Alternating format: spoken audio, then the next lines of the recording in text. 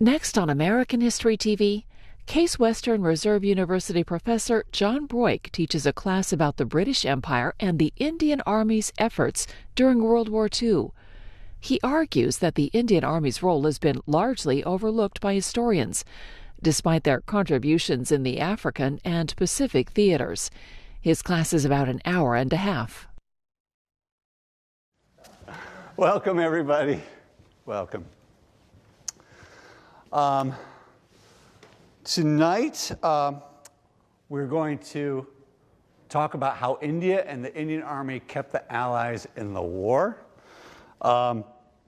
We need to look at the evidence for the role that Indians of various walks played in the war, the scale of the Indian contribution, both in the field and on the home front,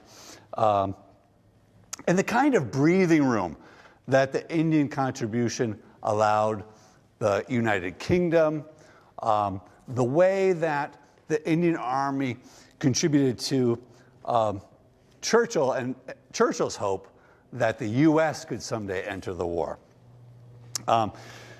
The Indian Army's contribution allowed Roosevelt, who was already gearing up to get America into the war before Pearl Harbor, it allowed him to make the case that there was still an important ally in Europe to help.